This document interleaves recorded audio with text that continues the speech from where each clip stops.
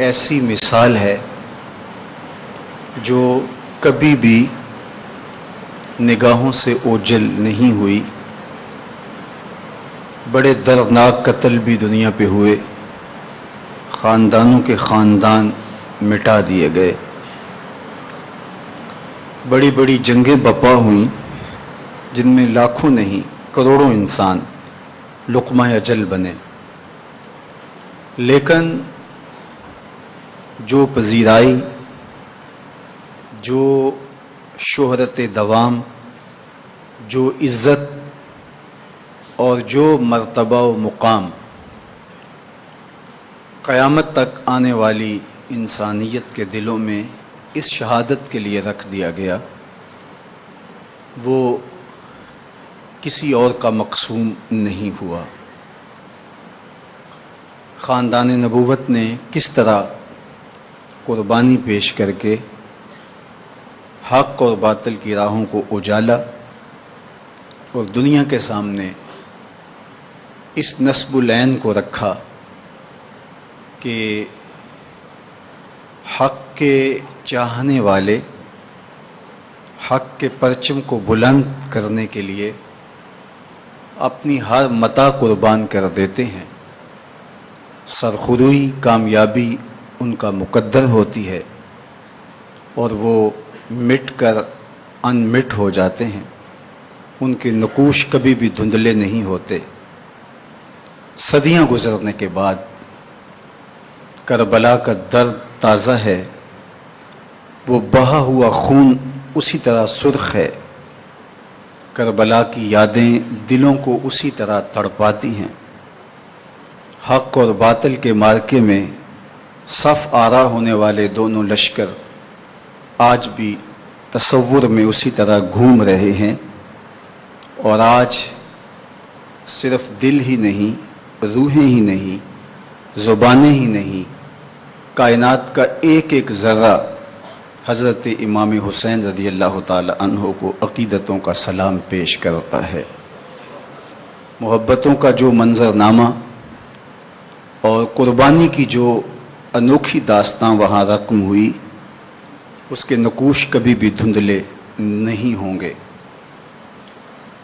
آج 10 محرم الحرام کو پوری دنیا پر شہداء کی یاد، ان کے ذکر کی پھیلی ہوئی مہک اور ان کے تذکار کی خوشبو مشام ہستی معطر کر رہی ہے.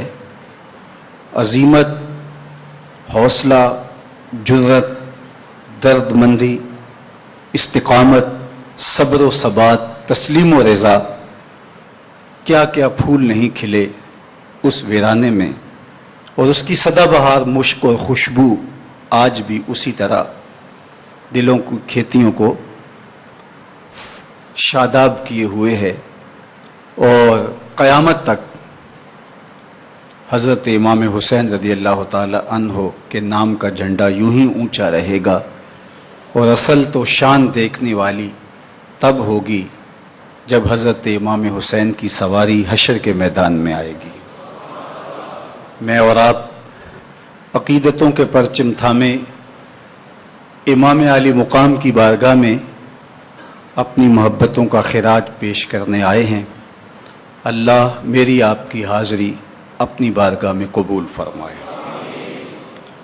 کربلا کا منظر اور وہاں کا ماحول، حضرت امام حسین رضی اللہ تعالی عنہ کی استقامت، کسی نے کیا خوب کہا، جلتے تھے ہونٹ پیاس سے، دریا تھا سامنے.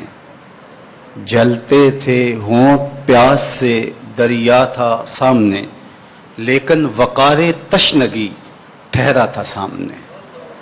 لیکن وقار تشنگی ٹھہرا تھا سامنے. خیموں میں آگ، ریت پہ لاشیں پڑے ہوئے. خیموں میں آگ، ریت پہ لاشیں پڑے ہوئے. ڈلتی تھی دھوپ، شام تھی، صحرا تھا سامنے. تنہا ہو جیسے کوئی دیا آندھیوں کے بیچ. تنہا ہو جیسے کوئی دیا آندھیوں کے بیچ. ایسے وہ اس ہجوم کے آیا تھا سامنے، ایسے وہ اس ہجوم کے آیا تھا سامنے، دستے یزید میں نہ دیا ہاتھ ایک بار، دستے یزید میں نہ دیا ہاتھ ایک بار، ورنہ ہر ایک غم کا مداوا تھا سامنے، ایک پل میں روشنی کے معانی بدل گئے، ایک پل میں روشنی کے معانی بدل گئے، اس نے عجب چراغ سا رکھا تھا سامنے، اس نے عجب چراغ سا رکھا تھا سامنے، حاضر تھے وہاں سلام کو تارے بھی اشک بھی، حاضر تھے وہاں سلام کو تارے بھی اشک بھی، مقتل حسین ابن علی کا تھا سامنے۔ عقیدتوں کے جو چراغ آج ہمارے سینوں میں جل رہے ہیں اور ہماری آنکھیں ان کی بارگاہ میں محبتوں کا جو خراج پیش کر رہی ہیں، اور پوری دنیا ان کو سلام پیش کر رہی ہے کہ اے حسین ابن علی، اگر تم نے دین کے لیے یہ قربانی پیش کی تو آج صدیاں گزرنے کے بعد تمہارے نام کے جھنڈے جھول رہے ہیں۔ یزید اپنی تمام تر توانائیوں کے باوصف نشانی عبرت بن گیا اور اس کا نام سوائے دشنام کے باقی نہ رہا، لیکن حسین ابن علی کی عزت اور شان و شوکت، سلطنت اور حکومت آج بھی دلوں پہ موجود ہے۔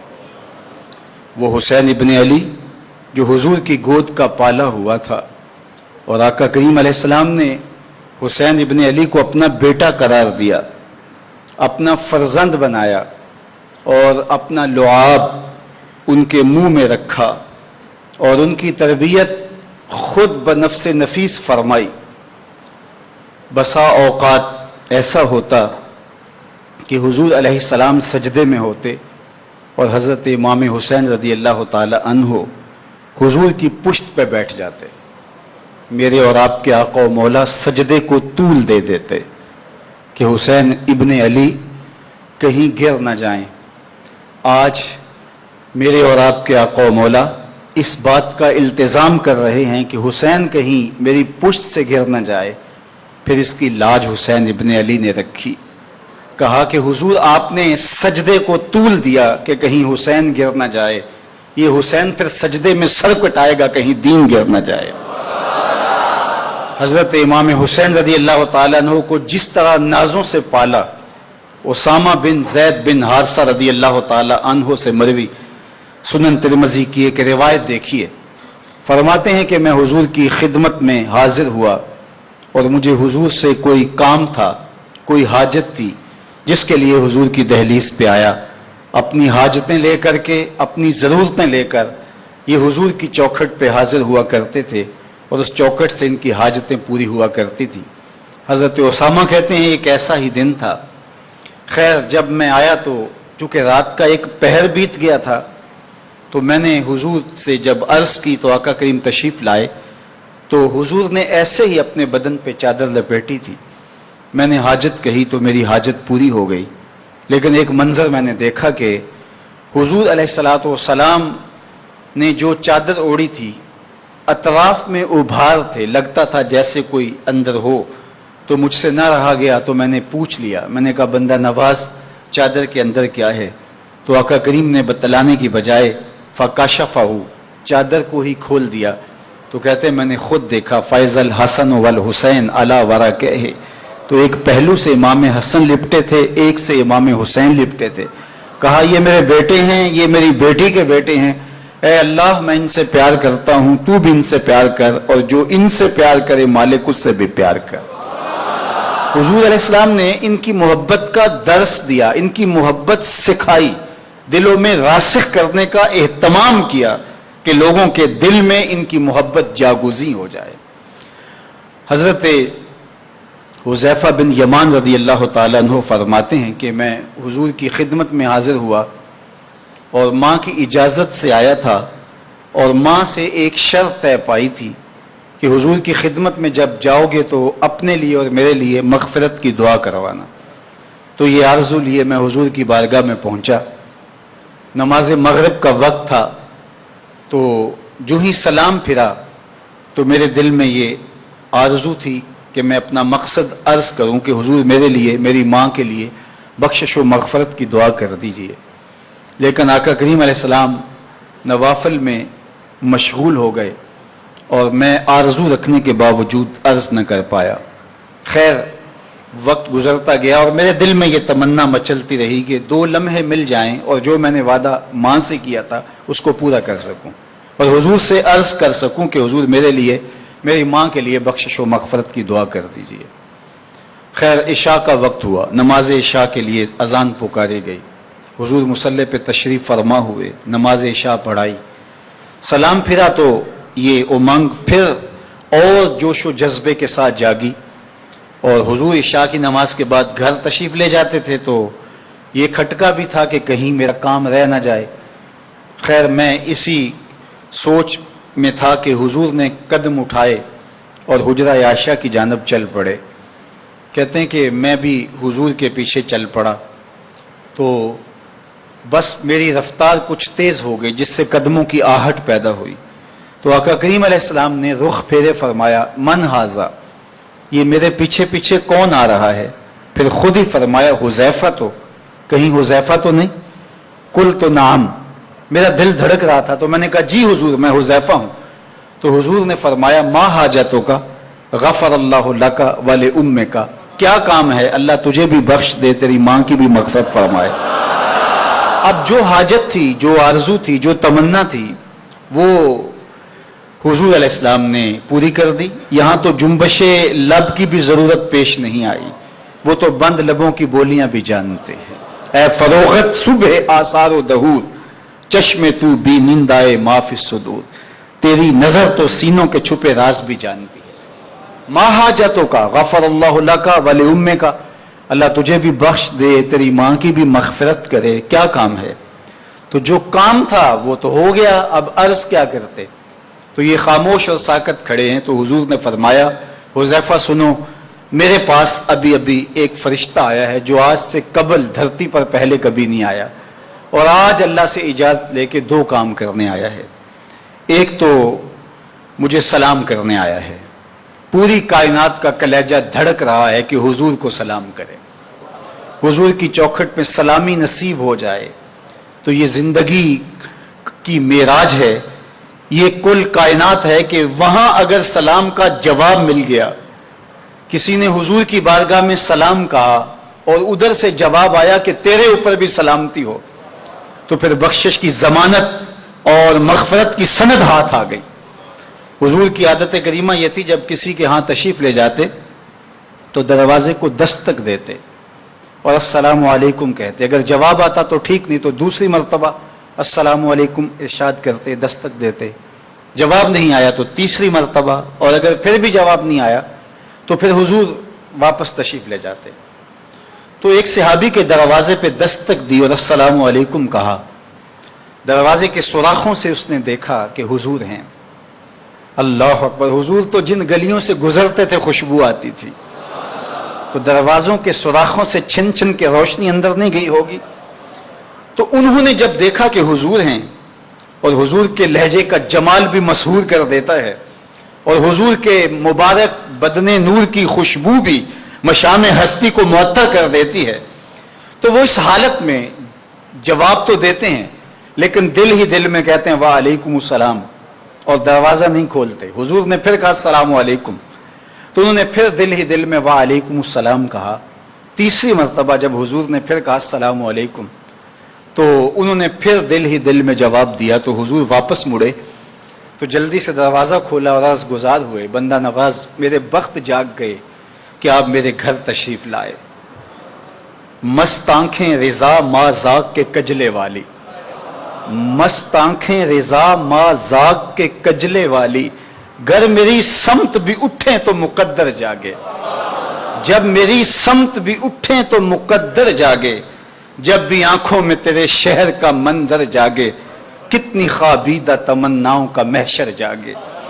تو کہا حضور میرے تو بخت جگے کہ آپ میرے گھر تشریف لائے، وہ آئے ہمارے گھر، خدا کی قسمت، خدا کی قدرت، کبھی ہم اپنے کو، کبھی ہم ان کو، کبھی اپنے گھر کو دیکھتے ہیں۔ تو کہا حضور یہ تو بخت سنور گئے کہ آپ میرے ہاں تشریف لائے۔ تو کہا میں 3 مرتبہ سلام دیا اور دستک دی اور یہی میرا معمول ہے، اب تو میں واپس جانے لگا تھا۔ عرض کی حضور میں نے 3 بار سنا اور میں نے جواب بھی دیا، لیکن میں قصدن ہولے ہولے بولتا رہا۔ میری آرزو یہ تھی کہ حضور بار بار مجھے سلامتی کی دعا دیتے رہیں، السلام علیکم تیرے اوپر سلامتی ہو، السلام علیکم تیرے اوپر سلامتی ہو۔ کائنات کا کلیجہ دھڑکتا ہے کہ حضور ہمیں سلام کہہ دیں۔ وہ شاید وزن اس کا کیسا ہے، کوئی شاعر ہو تو مجھے معاف کر دے، لیکن کسی نے بڑی خوبصورت بات کی کہ درود پڑھنے سے ثواب ملتا ہے، سلام کہنے سے جواب ملتا ہے۔ تو اگر وہاں سے جواب میسر آ گیا، وعلیکم السلام کا مجدہ جاں فضا مل گیا کہ تیرے اوپر سلامتی ہو، اللہ اکبر، تو پھر کس طرح وہ رحمت اور بخشش و مغفرت و غفران کی ضمانت نہیں ہوگی؟ تو کائنات اس بات کی آرزو رکھ، اور یہ صرف انسانوں میں آرزو نہیں ہے، یہ تو پتھروں کے کلیجے میں بھی آرزو رکھی گئی ہے کہ حضور کی بارگاہ میں حاضری کا موقع نصیب ہو۔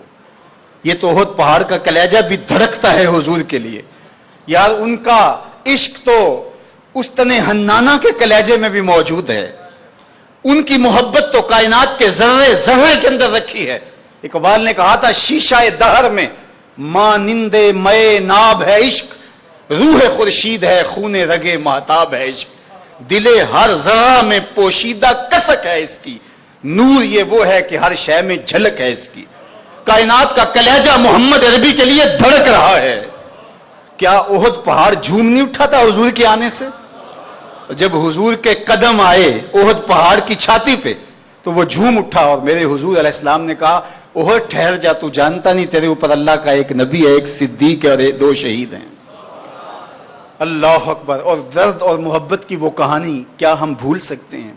جب حضور منبر پہ جلوہ فراز ہوئے، خطبہ ارشاد کرنے لگے تو ایک جانب سے رونے کی آواز آنے لگی۔ رونے والا اس درد سے روتا تھا کہ سینوں میں کلیجے پھٹ نہ جائیں، یوں درد کی کیفیت پیدا ہو گئی۔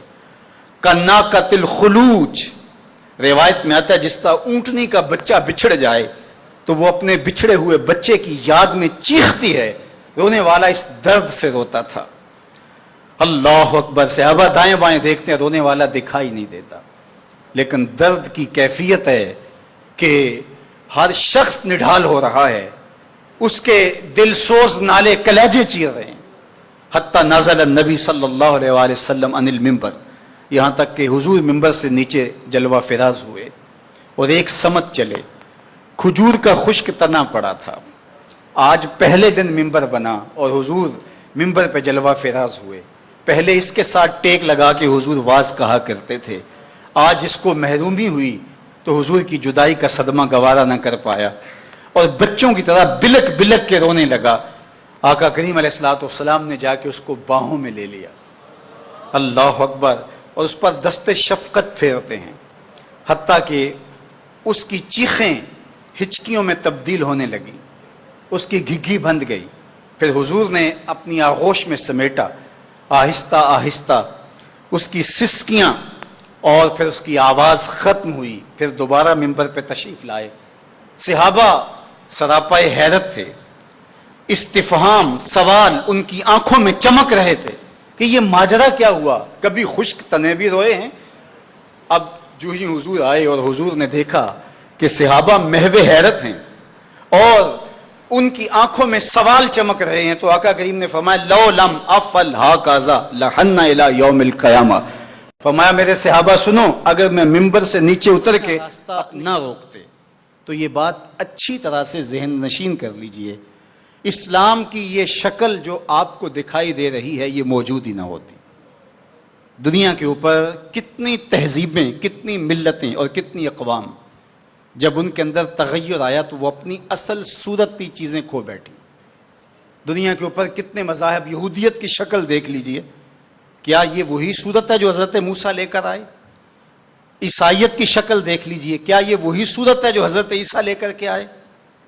ابھی کچھ دن ہی نہیں گزرے تھے تو حواریوں کے بعد جو ہوا اور جس طرح سے دین عیسیٰ کا حلیہ بگاڑ کے رکھ دیا گیا، جس طرح موسوی دین کی شکل تبدیل کر کے رکھ دی گئی، تو کیا دین محمدی کی شکل باقی رہ جاتی؟ جب یوں دین کی صورت اور شکل کو بدلنے والے میدان میں آپ موجود ہوئے تھے، لیکن باقی ادیان، باقی تہذیبیں، باقی ملل، باقی قومیں، ان کی شکل اس لیے تبدیل ہو گئی کہ اس شکل کو بچانے والا کوئی حسین وہاں نہیں تھا، اور یہاں اس دین کی اصل صورت اور شکل اس لیے موجود رہی کہ اس دین کو بچانے والا حسین ابن علی موجود تھا۔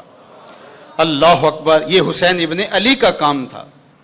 مسٹر گوکھلے نے کہا تھا کہ اگر حسین ابن علی رضی اللہ تعالی عنہ نہ کھڑے ہوتے تو اسلام یا تو مٹ ہی جاتا، اور اگر موجود رہتا تو اس کی وہ شکل نہ ہوتی جو محمد بن عبداللہ لے کر آئے تھے، اس کی شکل وہ ہوتی جو یزید پیش کر کے جاتا۔ لیکن حسین ابن علی کی قربانی، ان کی نہضت کی وجہ سے، ان کے قیام کی وجہ سے، ان کے کھڑا ہو جانے کی وجہ سے 14 صدیاں گزرنے کے بعد آج بھی وہی اسلام ہے جو آمنہ کا لال دے کے گیا تھا۔ یہ حسین ابن علی کا کام ہے جو حسین نے کیا۔ باقی ملتیں، اقوام، قومیں، تہذیبیں، تمدن آج اپنی صورت میں موجود نہیں، ان کو ڈھونڈنے نکلے تو ان کے نشانات بھی نہیں ملتے ہیں، ان کی اصل زبانیں بھی مٹ گئی ہیں، لیکن اسلام اپنی اصل شناخت کے ساتھ، اصل پہچان کے ساتھ۔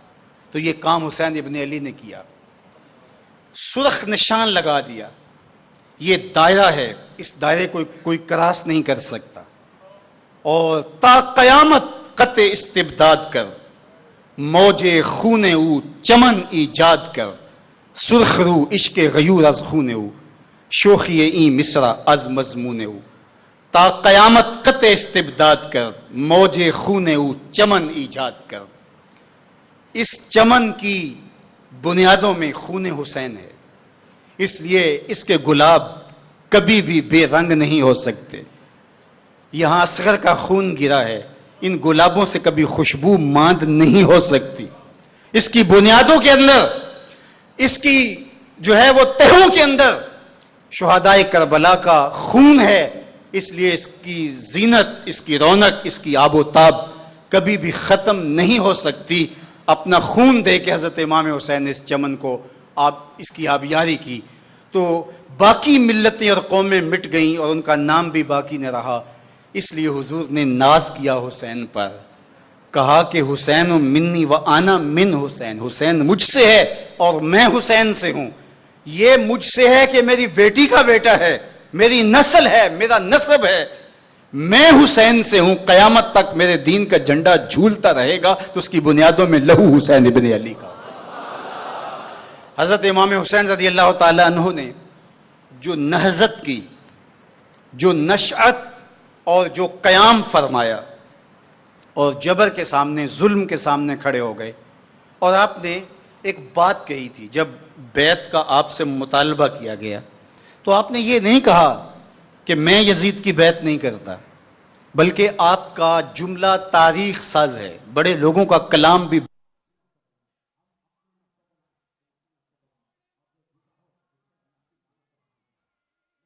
ابن علی یزید کی بیعت نہیں کرے گا، بلکہ کہا ایسے کی بیعت کیسے کر سکتا ہے؟ تو یہ قیامت تک کے لیے لاہ عمل دے دیا کہ جو حسین کے نقشے قدم چلنے والا ہوگا وہ وقت کے یزید کے ہاتھ میں ہاتھ نہیں دے سکتا، چاہے گردن کٹ جائے، بازو کٹ جائے، خاندان لٹ جائے۔ یہ حسین ابن علی کا پیغام ہے، مثلی لا یبایع مثلہ، میرے جیسا اس کے مثل کی بیعت نہیں کر سکتا۔ یہ ایک ضابطہ دیا، یہ ایک دستور عمل دیا، یہ ایک قانون دیا، قیامت تک آنے والی روشن راہ دی، لوگوں کو بتایا کہ حسینی کردار کے حامل کبھی بھی یزید سے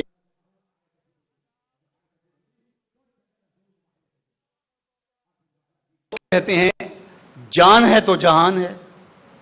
جان اور جہان کا فلسفہ ہم بچپن سے سنتے آئے ہیں۔ لوگ کہتے ہیں اگر جان ہی نہیں ہوگی، لوگ کہتے ہیں جائیداد چھوڑ دو، فلاں چھوڑ دو، فلاں چھوڑ دو، نظریات پر بھی کمپرومائز کر لیتے ہیں۔ جب جان نہیں ہے تو پھر باقی کیا؟ جان ہے تو جہان ہے۔ اس فلسفے کو حسین ابن علی نے بدل کے رکھ دیا کہ جان ہے تو جہان ہے، حسین نے بتایا جان نہیں ہے پھر بھی پوری کائنات تیری ہے. یہ کیا فلسفہ ہوا؟ جان ہے تو جہان ہے. یہ فلسفہ تبدیل کر دیا. جان ہے تو جہان ہے کہا نہیں. لوگ یہ کہتے ہیں کہ اگر لٹ گئے تو پھر سب کچھ برباد ہوگا. حسین نے یہ فلسفہ دیا لٹ کے ہی تو آباد ہوا جاتا ہے. قید میں آیا تو حاصل مجھ کو آزادی ہوئی. قید میں آیا تو حاصل مجھ کو آزادی ہوئی. دل کے لٹ جانے سے اس گھر کی آبادی ہوئی. یہ فلسفہ حسین ابن علی نے دیا ہے. گھر لٹانا سر کٹانا کوئی تجھ سے سیکھ لے. سب کچھ کٹا کے بھی سر خرو ہوا جا سکتا ہے. یہ فلسفہ حسین ابن علی نے بتلایا. یزید سب کچھ بچا کے بھی نہ بچ سکا. حسین سب کچھ کٹا کے بھی زندہ ہو جاوید رہا. یہ فلسفہ دیا. جان ہے اور جہان ہے اس فلسفے کو مسترد کر دیا. سب کچھ کٹ جائے, سر نیزے کی نوک پہ بھی چڑھ جائے, خاندان کی لاشیں بکھری پڑی ہوں اور گھوڑوں کے ٹاپوں تلے روندی جائیں, کفن بھی کھینچ لیے جائیں, خیموں کو بھی آگ لگا دی جائے, لیکن سر شہیداں پھر بھی نیزوں پہ بلند ہی رہے گا, اونچا ہی رہے گا. یہ فلسفہ حسین ابن علی نے دیا. یہ سر جھکنے کے لیے نہیں ہے, یہ سر اوپر بلند ہونے کے لیے. اور میں ایک بات کہا کرتا ہوں, لوگ سر بچانے کے لیے ہاتھ دے دیتے ہیں, ظالم کے ہاتھوں میں ہاتھ دے دیتے ہیں کہ سر بچ جائے. حسین نے ہاتھ بچانے کے لیے سر دے دیا. آپ نے ہاتھ بچانے کے لیے سر دے دیا.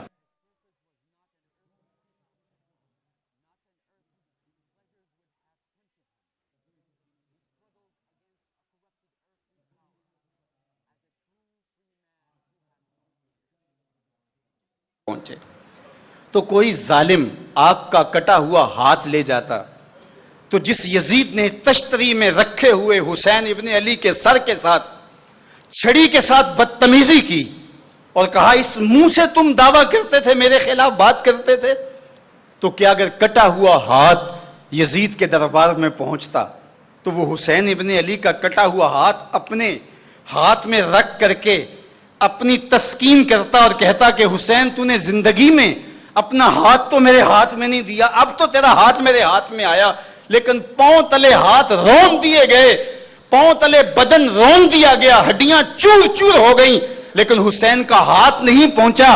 یہ اس بات کا اعلان تھا کہ حسین کا کٹا ہوا سر تو پہنچ سکتا ہے, یہ ہاتھ کٹ کے بھی یزید کے ہاتھ میں نہیں جا سکتا ہے. یہ حسین ابن علی کی سر بلندی, یہ ان کی عزت. تو لوگ گھر بچا کر کے اپنی دانائی کی کہانی سناتے ہیں کہ جان ہے تو جہان ہے, لیکن حسین نے یہ فلسفہ دیا کہ گھر لٹا کر کے بھی گھر بچایا جا سکتا ہے. زندگی کا یہ انوکھا اسلوب اور زندگی کے یہ رنگ دنیا نے سیکھنے ہوں تو حضرت امام حسین رضی اللہ تعالی عنہ سے سیکھے جائیں. لٹ کر بھی آباد ہونے کی کہانی حسین ابن علی کی ہے. اللہ اکبر. حضرت امام حسین رضی اللہ تعالی عنہ نے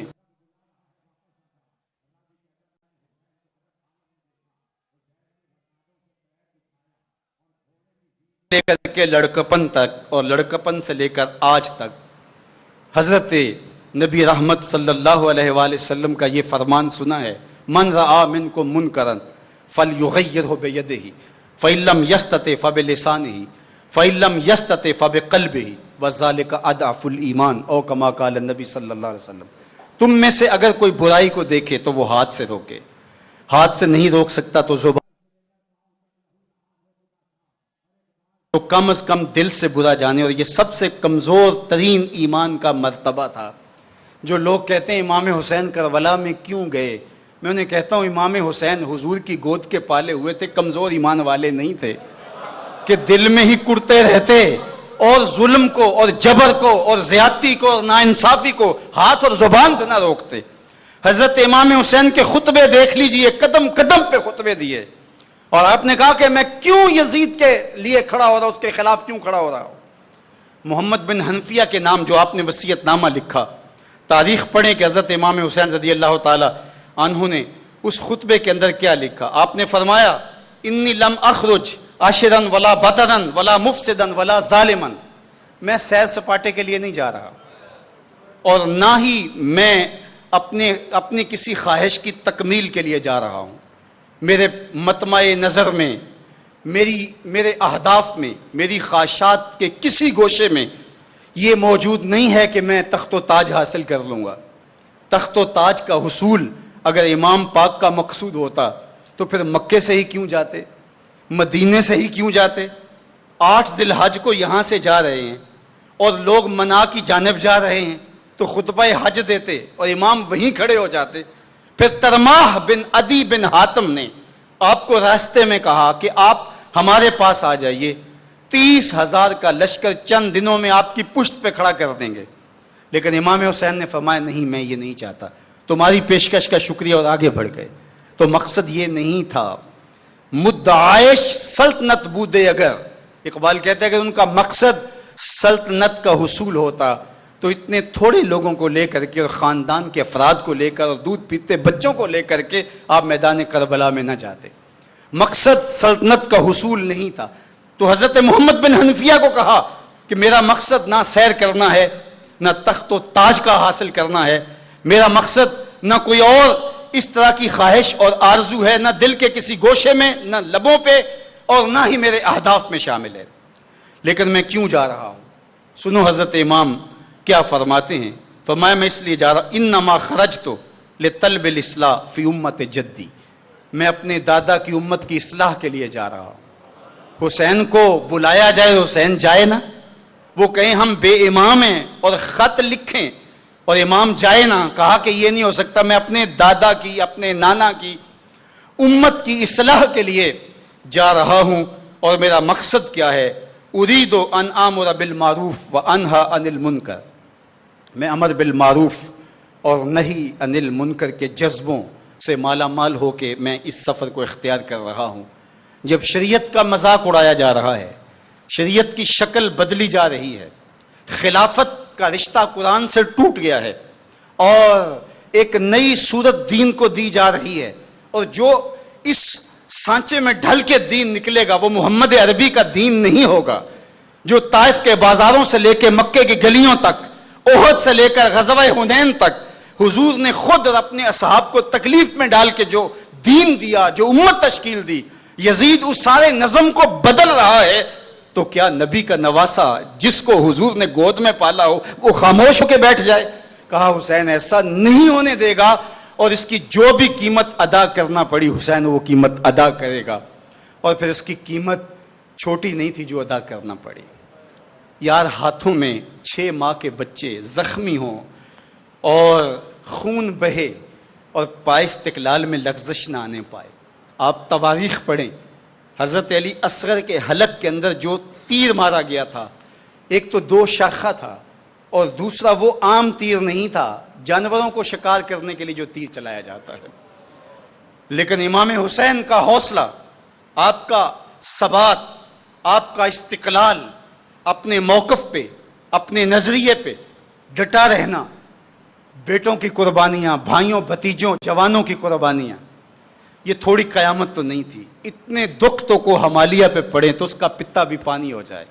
لیکن حسین ابن علی نے جس طرح سے عظیمت کی داستان رقم کی، کائنات نے ایسا منظر اس سے پہلے نہیں دیکھا تھا کہ حسین ابن علی اس طرح ڈٹ کے کھڑا ہے. یار کیوں کھڑا نہ ہوتا جس کی تربیت آغوش رسالت میں ہوئی تھی، جس کو فاطمہ تو زہرا نے دودھ پلایا تھا، جو مولا علی کا لخت جگر تھا، جس کو حضور نے اپنا لعاب دیا، اور جو حسین حضور کے کندھوں پہ سواری کرتا رہا، وہ شاہ سوار کربلا میں ڈول سکتا ہے؟ حسین ابن علی نے کربلا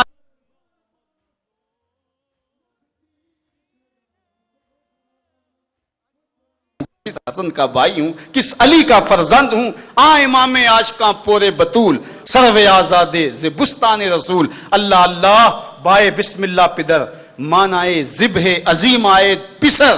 اللہ اکبر. یہ امام حسین رضی اللہ تعالیٰ عنہ نے بتایا کہ میں کون ہوں، میری شناخت کیا ہے، مجھے پہچاننا ہے تو کربلا کے اندر دیکھو کہ حسین کون ہے. تو حضرت امام حسین نے امر بالمعروف اور نہی عن المنکر کا جو فریضہ سر انجام دیا، صبر و استقلال کا جو مظاہرہ یہاں دیکھنے کو ملتا ہے. یار انسان کے سینے میں رکھا ہوا آخر دل ہی تو ہے. یہ گوشت پوست کا بنا ہوا وجود ہی تو ہے.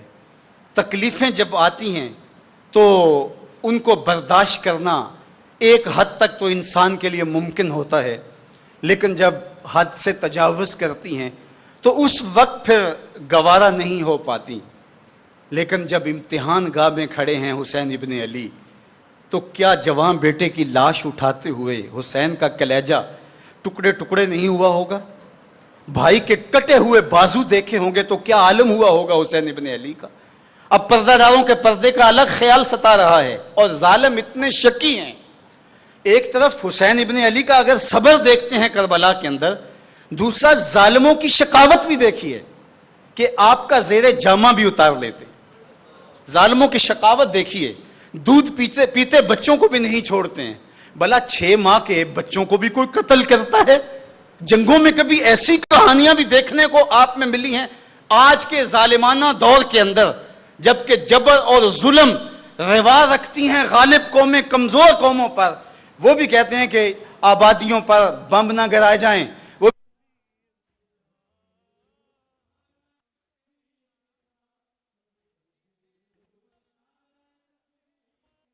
تیر مارا جاتا ہے، لیکن حسین ابن علی پھر بھی اللہ کی تعریف کرتے ہیں اور صبر و رضا کے پیکر بنے ہیں. تو یہ ظالموں کا چہرہ بے نقاب ہو رہا ہے. ناجائز حکومت کس طرح اپنے تسلط کو برقرار رکھنے کے لیے کوشاں ہے. زیر جامہ بھی اتارتے ہیں، خیموں کو آگ بھی لگاتے ہیں. اور یار لاشیں کٹ کے گرے ہیں اور لاشوں سے سر بھی کاٹ لیے گئے ہیں. اب کوئی کسر باقی رہ گئی تھی کہ لاشوں پہ گھوڑے بھی دوڑائے جا رہے ہیں. یہ تھوڑا ظلم، یہ تھوڑا جبر، یہ تھوڑی زیادتی تو نہیں ہے. ایک طرف جبر کا اور ظلم کا مظاہرہ تھا اور دوسری طرف صبر کا امتحان تھا. حسین ابن علی رضی اللہ تعالی عنہ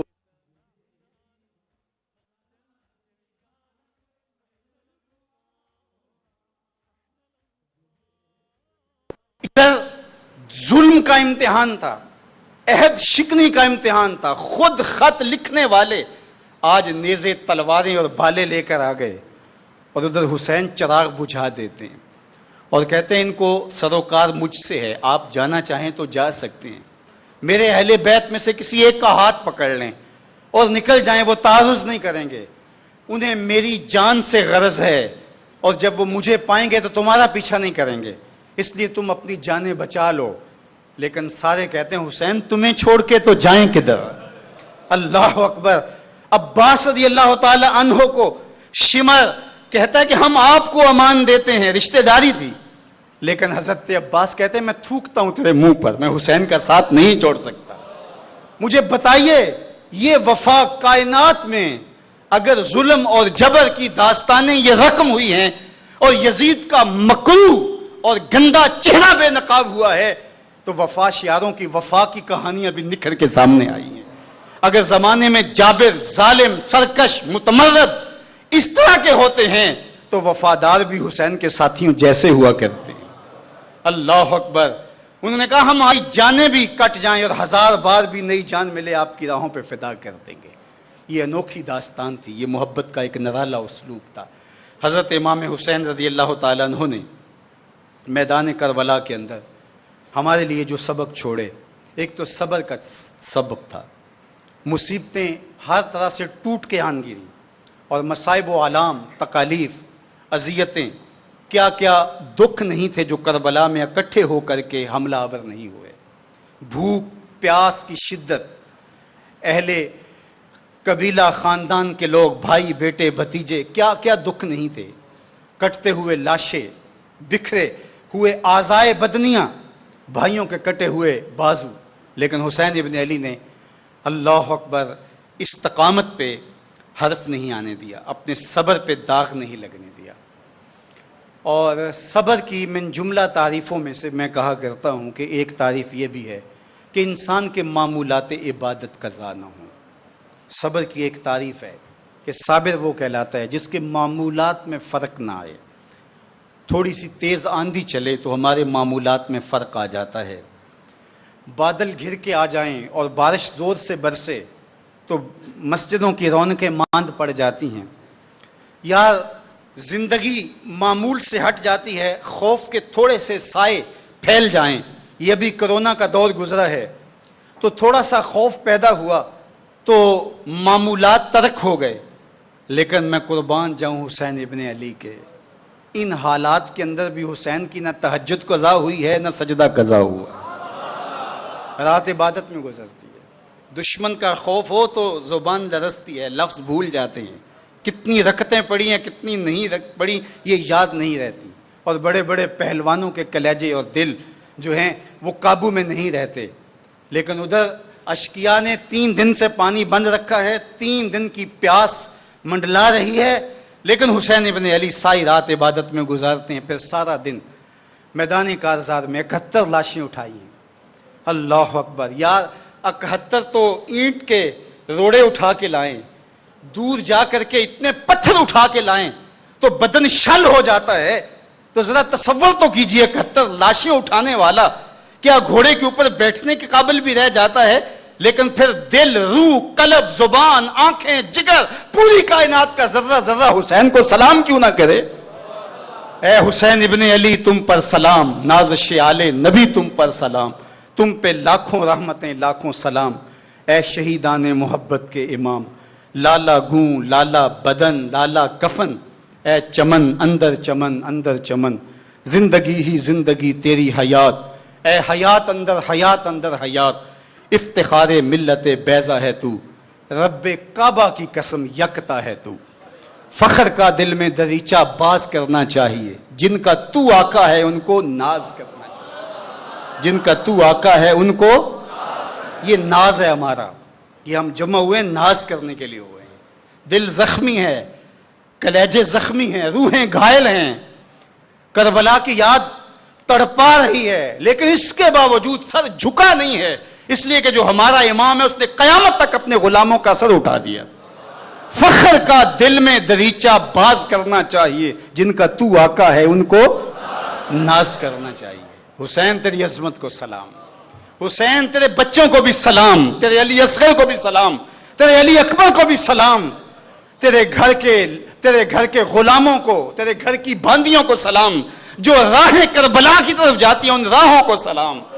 حسین تیری سواری کو سلام، حسین تیرے ایک ایک عضو بدن کو سلام، حسین تیرے نام کو سلام، تیرے نانا کو سلام، تیری زندگی کے ایک ایک لمحے کو سلام. فخر کا دل میں دریچہ باز کرنا چاہیے، جن کا تو آقا ہے ان کو ناز کرنا چاہیے. حسین ابن علی نے کھڑا کر دیا قیامت تک آنے والے لوگوں کے لیے، خود صبر کر کے قیامت تک آنے والے لوگوں کے لیے کھڑا کر دیا. دنیا کو بتلا دیا کہ جبر ظلم کے خلاف کیسے کھڑا ہونا ہے. حضرت امام حسین رضی اللہ تعالیٰ عنہ کا وہ معروف خطبہ جو آپ نے ارشاد فرمایا جب آپ سے پوچھا گیا کہ حضرت مسلم بن عقیل شہید کر دیے گئے اور حالات کا رخ یکسر تبدیل ہو گیا. الکوفی لا یوفی، اپنی فطرت سے باز نہیں آئے، انہوں نے بے وفائی کا مظاہرہ کیا. جنہوں نے خط لکھے تھے آج وہ اجنبی بن کے کھڑے ہیں، ہاتھوں میں تلواریں ہیں. وہ جس کو گھر بلا کے اجنبی بن جائیں گھر والے، وہ جس کو گھر بلا کر اجنبی بن جائیں گھر والے، وہ دشت کربلا میں حق پرستی کی سزا کاٹے. سواد کریائے غربت میں ہر لہجہ موسم بدلتا ہے، کبھی سائے سے آنچ آئے، کبھی ٹھنڈی ہوا کاٹے. یار دشت غربت کے تو سائے بھی دکھ دیتے ہیں، یہاں تو دھوپ تھی. دشت غربت کے تو پھول بھی بھلے نہیں لگتے اور یہاں تو کانٹے ہی کانٹے تھے. دشت غربت میں کوئی دلداری بھی کرے تو اداسیاں نہیں مٹتی، یہاں تو خط لکھنے والے نیزے لے کھڑے ہوئے ہیں. اور پھر بھی حوصلہ، پھر بھی حسین ابن علی کی جرت، پھر بھی استقامت. تو روح نہیں، دل نہیں، رواں پکارتا ہے اے حسین ابن علی تم پر سلام، نازش آل نبی تم پر سلام، تم پہ لاکھوں رحمتیں لاکھوں سلام، تم پہ لاکھوں رحمتیں لاکھوں سلام. اے شہیدان محبت کے امام، اللہ اکبر. اے شہیدان محبت کے امام، سرخ رو عشق غیور از خونے ہو، شوخی این مصرع از مضمونے ہو. اللہ اکبر. بلکہ اقبال کی قبر پہ بھی میں سلام کروں.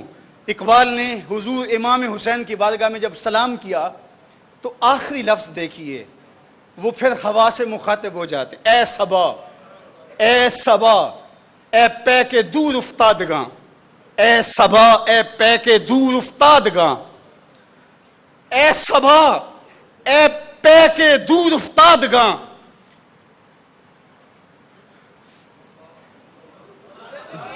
اللہ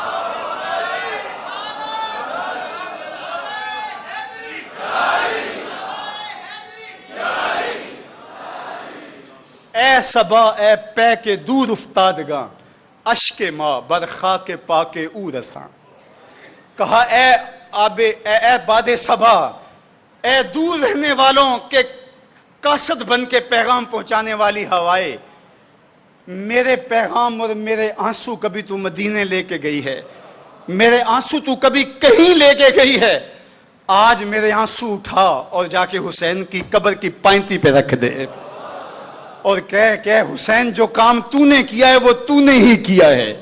کائنات والو، دنیا پہ حسین ایک ہی ہے، دنیا پہ حسین ایک ہی ہے جس نے سب کچھ لٹا دیا، نبی کا دین نہیں لٹنے دیا، بچے کٹوا دیے، دین کا شجر نہیں کٹنے دیا۔ اے حسین ابن علی تم پر سلام، نازش آل نبی تم پر سلام، تم پہ لاکھوں رحمتیں لاکھوں سلام، اے شہیدان محبت کے امام، لالا گوں لالا بدن لالا کفن، اے چمن اندر چمن، زندگی ہی زندگی تیری حیات، اے حیات اندر حیات، افتخار ملت بیضا ہے تو، رب کعبہ کی قسم یکتا ہے تو، فخر کا دل میں دریچہ باز کرنا چاہیے، جن کا تو آقا ہے ان کو ناز کرنا چاہیے، جن کا تو آقا ہے ان کو ناز کرنا چاہیے، اگر ناز ہے تو پھر کہنا جن کا تو آقا ہے ان کو ناز کرنا چاہیے۔ اللہ اکبر۔ حضرت امام حسین نے کہا جب آپ کو بتایا گیا کہ سارے دشمن ہو گئے ہیں، گھر بھلا کر گھر والے اجنبی بن گئے ہیں، یہاں تو سائے سے بھی آنچ آئے گی، یہاں تو ٹھنڈی ہوا بھی کاٹے گی، لیکن گرم لو کے تھپیڑے ہیں، دریا کا پانی بند کر دیا گیا، فرات پہ پہرے بٹھا دیے گئے، لیکن حضرت امام حسین نے فرمایا کہ میں اس کے باوجود بھی جاؤں گا۔ فرزدق نے کہا تھا ان کے دل آپ کے ساتھ ہیں، تلواریں یزید کے ساتھ ہیں، لیکن یہاں منظر تھا کہ دل بھی یزید کے ساتھ، تلواریں بھی یزید کے ساتھ، نیزے خنجر بالے، دشمن 22,000 لوگ لے کر کے 72 لوگوں کے مقابلے میں آیا ہوا ہے۔ ذرا کائنات کی یہ داستان تو دیکھیے، یوں بھی ہوتا ہے کائنات کے اندر 72 افراد کو پکڑنے کے لیے 22,000 کا لشکر لے کے، ایک روایت میں 30,000 کا لشکر لے کے آئے تھے۔ انہیں پتا تھا حسین ایک فرد کا نام نہیں، امت کا نام ہے، حسین ایک فرد کا نام نہیں، حسین ایک قوم کا نام ہے، حسین ایک فرد کا نام نہیں، محمد کے نواسے کا نام ہے۔ وہ تقدیر سے لڑنے آئے تھے، وہ قرآن میں چھید کرنے آئے تھے، وہ کعبے کو گرانے آئے تھے۔ ایک نے نیزا ماریا وچ سینے، دوجے تیراں دا می ورسان لگ پے، ایک نے نیزا ماریا وچ سینے، دوجے تیراں دا می ورسان لگ گئے، ول کعبے دے سجدے کرن والے ہتھیں آپ ہی کعبے نو ٹان لگ پے۔ بے وفا بے مروت بے وفا تیرا بھی کیا افسانہ ہے، جس نے اپنی ہی شمع کو گل کیا تو وہ پروانہ ہے۔ نبی کے نواسے کو شہید کرنے آئے ہیں، جس کو حضور کندھوں پہ بٹھاتے رہے، حسین منی سب تم من الاسباط، اللہ اکبر۔ وہ حسین جو نبی کا نواسا ہے، اللہ اکبر۔ آج کیا ظلم ہونے جا رہا ہے، امام حسین رضی اللہ تعالیٰ نے فرمایا مجھے پتا ہے میرے ساتھ کیا ہونے والا ہے، لیکن اس کے باوجود بھی جاؤں گا۔ پوچھا پھر کیوں جائیں گے جب یہ سب کچھ ہونے والا ہے اور آپ نہتے بھی ہیں، بچے بھی ہیں، خواتین بھی ہیں، 6 ماہ کے بچے بھی ہیں؟ تو کہا اس لیے، سنو یہاں بھی جو جملہ تھا، امام کا جملہ جملوں کا امام ہے، امام کا جملہ جملوں کا امام ہے، امام کا خطبہ خطبوں کا امام ہے۔ حضرت امام علی مقام نے جو لفظ کہے وہ یہ تھی وَلَكُمْ فِيَّ أُسْوَةٌ، میں اس لیے جاتا ہوں کہ قیامت تک جبر ظلم جور زیادتی کے خلاف جو بھی کھڑا ہوگا اس کے سامنے میرا نمونہ تو ہو، اس کے سامنے میرا نمونہ تو ہو۔ یار آج کسی ناانصافی، کسی ظلم، کسی جبر کے خلاف کھڑا ہونے سے پہلے ہم سوچتے ہیں ہمیں کیا لگے، لیکن جب ہم ادھر دیکھتے ہیں تو ہم کہتے ہیں ہمارا خون حسین سے قیمتی تو نہیں ہے، ہمارے بچے علی اصغر علی اکبر سے قیمتی تو نہیں ہے۔ اگر خیال آئے مال و دولت اور ازواج اور احباب کی تو ہماری بیویاں شہر بانو جیسی تو نہیں ہیں، ام رباب جیسی تو نہیں ہیں۔ ہم ہوتے کون ہیں؟ ہماری اوقات کیا ہے؟ جب اس دین کے لیے پیغمبر زادے کا خون بہہ گیا، ہم تو غلام زادے ہیں، تو عزیمت اور جرأت جو سینوں میں پیدا ہوتی ہے اور حرارت پیدا ہوتی ہے وہ خون حسین پیدا کرتا ہے۔ اور یہ بات میں پہلے بھی کہہ چکا ہوں کہ قیامت تک ظلم کے خلاف، جبر کے خلاف، ناانصافی کے خلاف جو بھی کھڑا ہوگا، چاہے وہ مومن ہو چاہے کافر ہو، حرارت خون حسین سے لے گا۔ حرارت خون سرخ رو عشق غیور از خون او، شوخی این مصرع از مضمون او، تا قیامت قطع استبداد کر، موج خون او چمن ایجاد کر۔ اللہ اللہ بائے بسم اللہ پدر، مانائے ذبح عظیم آیت پسر۔ اللہ امام حسین کے نقوش پاک کی برکتیں ہماری روحوں میں اتار دے اور اپنی خاص رحمتیں ہماری زندگی میں نازل کرے۔ وہ چمن جس کی آبیاری امام حسین رضی اللہ تعالیٰ نے اپنے خون دے کر کے کی، اس چمن کو انشاءاللہ ہم کبھی اجڑنے نہیں دیں گے، اپنی زندگی کا ایک ایک لمحہ اس دین کے لیے لگائیں گے۔ ادارۃ المصطفیٰ کا یہی پیغام ہے، یہی مشن ہے، یہی فکر ہے۔ ہم ہوتے کون ہیں؟ ہماری مشت خاک اگر دین کے راہ میں کام آ جائے تو اس سے بڑی سعادت کیا ہو سکتی ہے؟ میں مر کے بھی اس مٹی اور اس خاک کے لیے کام آ جاؤں تو میرے لیے اس سے بڑی اور سعادت کیا ہو سکتی ہے؟ آئیے 10 محرم کے یوم مبارک کے موقع پر یہ دعا کریں کہ اللہ ہمیں اس کی توفیق دے کہ ساری زندگی دین کے نام لگا دیں، اپنی نسلوں کی تربیت اس طرح کریں کہ وہ حسینی بنیں اور حسینی مشن کے علم بردار بن کے ابھریں اور اپنی زندگی کو راہ دین پہ صرف کر دیں۔ اللہ مجھے آپ کو اپنی خاص عنایات سے مالا مال کرے۔ کار ما آخر شدو آخر زما کار نشد، مشت خاک ما غبار کوچہ یار نشد، و آخر دعوانا ان الحمدللہ رب العالمین۔